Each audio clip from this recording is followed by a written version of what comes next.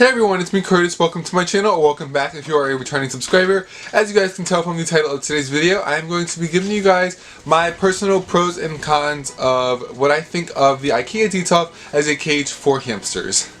So just a couple things that I wanted to point out before I actually get into the pros and cons of my personal beliefs of the Detolf. I just wanted to say that if this is the first time that you are hearing of the IKEA Detolf, it is a glass display cabinet sold by obviously IKEA, which has been commonly used for hamster cages flipped on the side for, I want to say, at least the last 2 years. And it has also been used for other pets. I currently have 2 IKEA Detolfs, and I will talk a little bit more about using it for other pets later on in the video. And the only other thing that I really wanted to say before I got into it is that these are obviously all my personal opinions. I do know a lot of people on forums and social media that share my opinions, but that does not mean that this is a bad or a great cage. You know, I think this is an excellent cage, but these are some things that if I was able to change about it, I definitely would. I know many people, some of my friends in the community that use the IKEA Detolf. I know many people in the community that use the IKEA Detolf for their hamsters. They love it. I know some people that have connected to IKEA Detolfs. So obviously it just depends on the person, the kind of things that you're putting in the cage. But in general, I'm just going to give you guys some general information to help you base your decision on if you want to get a Detolf for your hamster. So now getting on into the video, starting off with the pros of the IKEA Detolf for hamsters, there is obviously a lot of space in this cage. So as mentioned, it is a display case, turn on the side. So turn on the side, I believe the measurements are like 60 inches by 15 or somewhere around there, but all I know is that it is about approximately 900 square inches of floor space.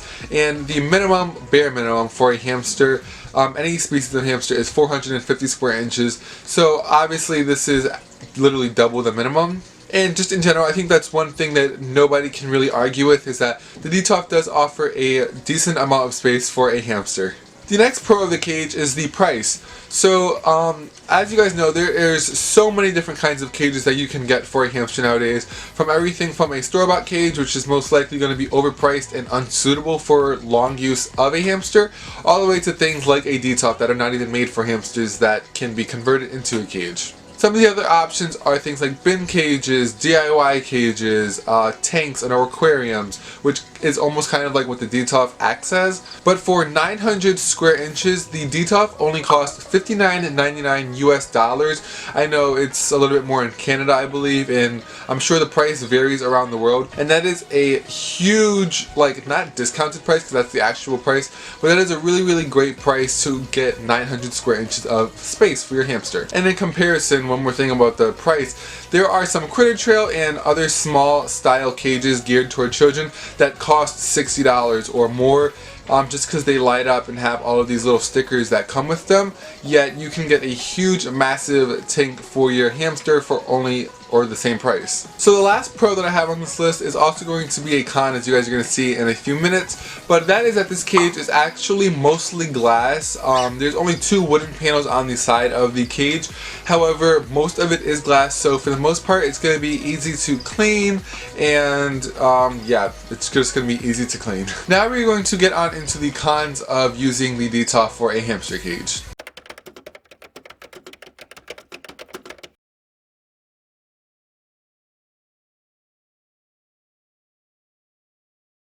So the first is that once set up, the width of the cage this way is extremely long. I think it's about 60 inches, but the whole point of me saying this is that it does take up a lot of space, and that should not be something that deters you from getting a large cage, because obviously any large cage is going to take up a lot of space.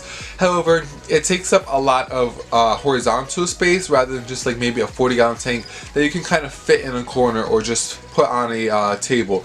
This cage, you are going to need, like, you know, a long shelf or something to prop it up on, as it is very long or wide once set up. The way I have my 2 Detolfs on, one is a custom like wooden shelf that I built, and the other is on a reptile rack, which people have been calling them nowadays, but I got these Omar shelves years ago from IKEA, which are the same exact thing. They're just the IKEA Omar brand. I really love those, and they are sturdy enough to support the IKEA Detolf. Alright guys, so everything just died on me. My monitor died, my camera died, so I think I kept the camera in a pretty, what?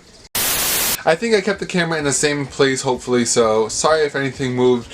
But getting back into the cons of the Detolf. The next thing that I have a problem with is that the Detolf is only 14 inches tall, which is very short. That's a little bit bigger than a ruler.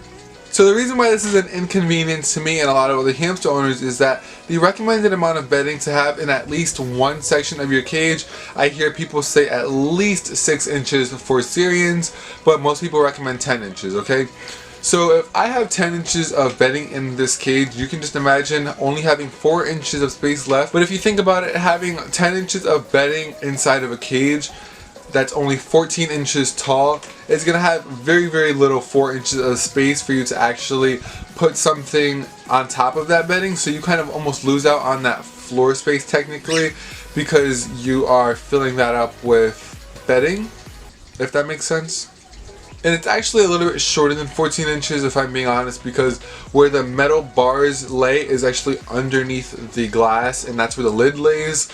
So yeah, it's a little bit less than 14 inches. So not only do you kind of lose out on the space to put things on top of the tall bedding that you're going to have in that section of the cage, but it is also hard to fit items like a wheel in here because as you guys know, Syrians need at least an 8-inch wheel. Fortunately for me, Alfie still uses an 8-inch wheel, but if he ever needed to have a 12-inch wheel, it's going to be kind of hard to fit in here, or an 11-inch wheel, just because, again, it's so short and you need to have little to no bedding in one area. I've seen some people put like a sand dish underneath the wheel and have that be a section with no bedding, but again, those are things you're going to have to kind of accommodate due to the height of the cage. Oh, and I forgot to mention, it's going to be hard if you do use water bottles to find a place in here where the water bottle is going to be able to stay high enough where it doesn't like touch the bedding.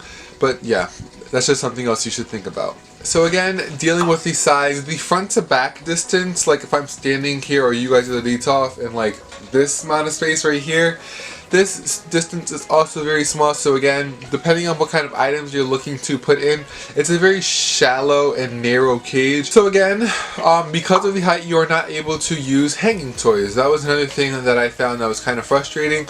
I would make him like hammocks or things, but since the bedding was so high already, there would be like little to no room for there to actually be actual hang space, if that makes sense. So you're not going to really be able to use hanging toys, or you know, I know Rosewood has like a jungle gym type of thing that is really hard to fit in here if you are looking into using one of those. And just also using things such as platforms, they're going to have to be shorter platforms since the height is short. Alright, so now the next con does not have to do with the size of the cage, but this is the pro/con that I was talking about earlier, and that is the fact that the two sides of the cage are made out of wood. As you guys know, hamsters are huge chewers, at least some are. My newest hamster, he's not the biggest chewer, he's just a Houdini escape artist.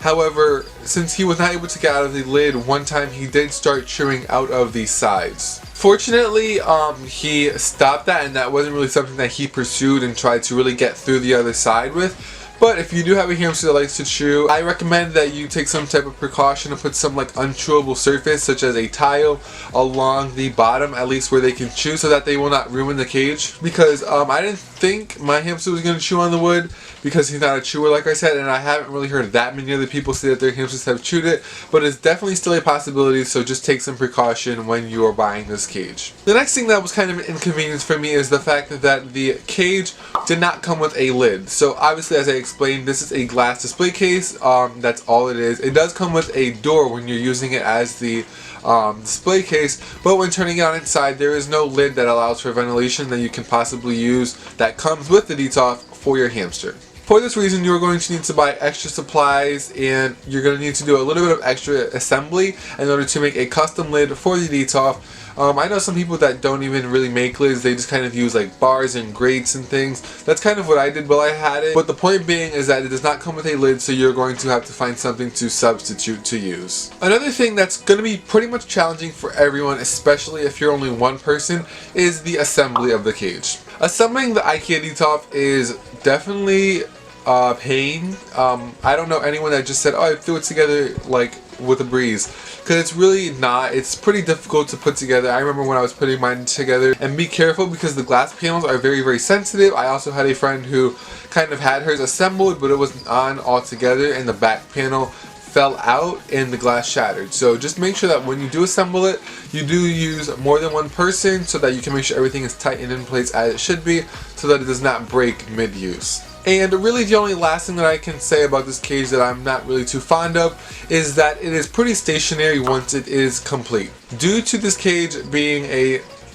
display case, again, it's probably not meant to be like pushed all around and moved from X to Y to Z. So I do know some people that use the IKEA Calyx. This is a storage cube thing that people that the Detolf fits perfectly on top of. I have a few friends that use it and they love it. It is very heavy and it's also kind of a delicate cage, and I don't want any of the glass panels to shift out of place. So for that reason, once you have it built and you get it where it's going to be, that's probably where it's going to be for the entirety of your hamster's lifetime. Alright, so that was the entire list of things that I had to say about the Detolf in regards to being a pro or a con. So now just briefly, with my experience using the Detolf, in regards to all of the things I just said, I have two Detolfs as I mentioned, and I used both of them for my bearded dragons for the longest time.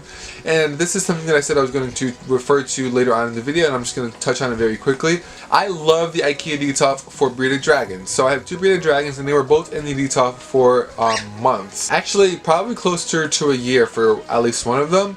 But, you know, the amount of width was really great because, you know, they do like to have that floor space. They're not really an arboreal species, and so for that reason, the width was something that I really appreciated. And the height wasn't really anything, like I said, because they don't climb.